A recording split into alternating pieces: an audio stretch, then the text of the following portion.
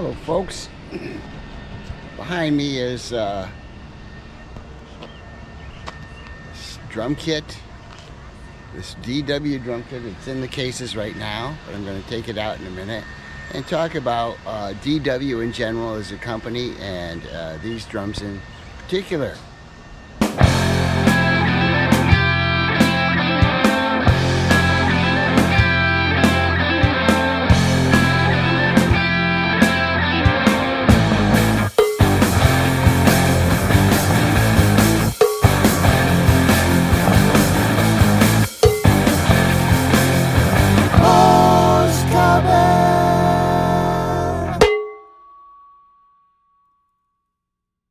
Somebody told me about a place called the Drummers Collective, and that was like a private school that was just for drums. So I started teaching there, and when I got there, I noticed they had these fantastic double bass drum pedals. Not only did each room have 2 drum sets, but each room had a double bass drum pedal unless you wanted a single, and then they would swap it out. But they had about 5 rooms. Eventually I got a job in a public school, and I didn't teach at the Drummers Collective anymore, but I kept thinking about that pedal. And so that was 86, 87 I started teaching. By 1990, I kind of wanted to have another band. My partner at the time, Deborah Frost, was urging me to have a band with her, and so we got a couple guys together, and we made a band. And I was playing live, and the first thing I did was I went and I bought this pedal right here that you see. It's the DW 5000 chain drive double bass drum pedal. And the salesman at Manny's, where I bought it, was this guy, Marco. I like to go to him because he would always give me a discount. You know, he would give me the discount. He would give me the cheapest possible price, at no haggling. It was like, really? Half price? So he was like, I can do that. You know, I'm the sales manager. So I said, okay, cool. So that went on for a little while.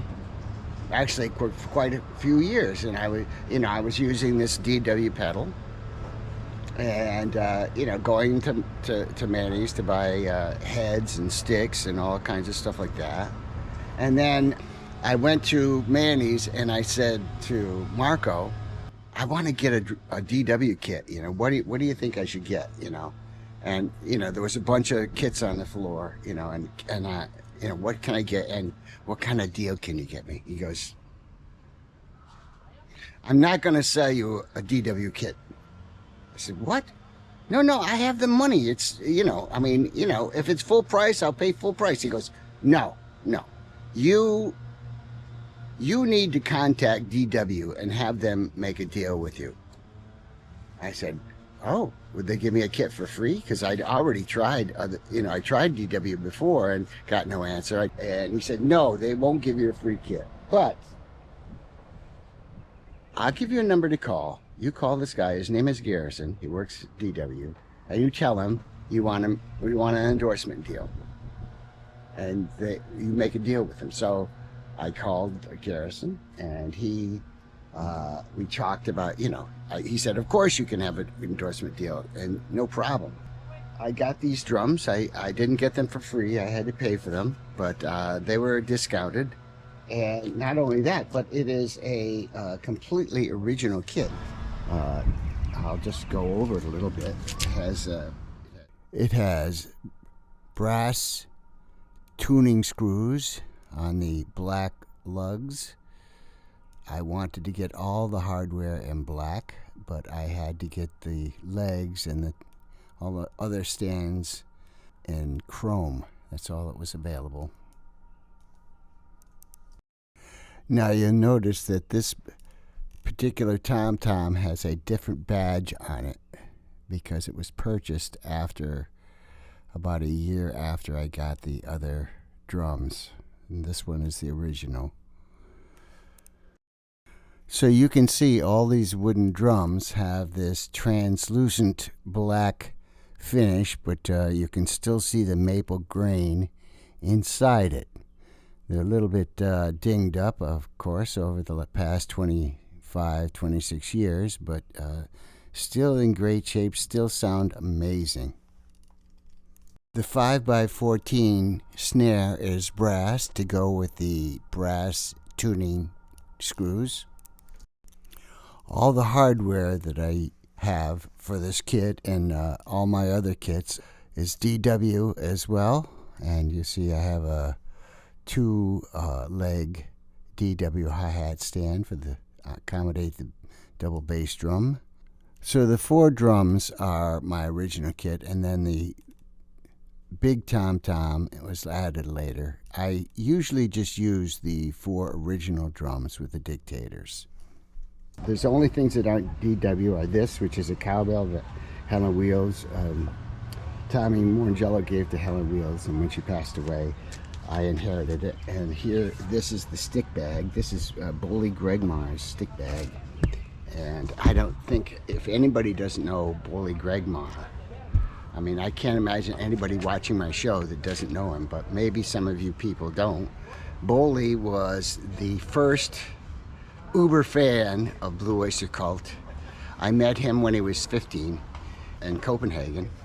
He created the Blue Oyster Cult fan club, ran it for many years with Melanie. Boley has had an episode, a health issue, and he's currently in the hospital in not a coma, but he can't talk, he can't walk, he can't even feed himself. It's kind of sad. So anyway, I've inherited Boley's stick bag, and I use it as much as I can because I like to remember my friend. You know, he was a friend. He was a friend first, and then a fan. And as a fan and a friend, he was never shy about expressing his opinion, whether it was positive or negative. Because, as he would say, I am Swedish, you know. Anyway, love you, Boley. Anyway, so I'm going to play a little bit.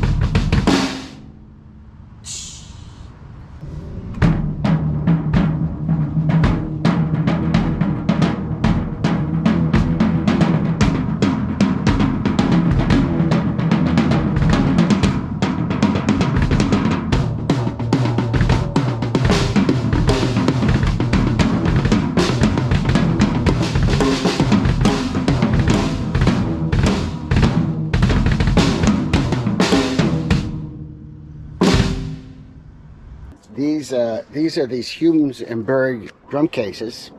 The foam started decomposing.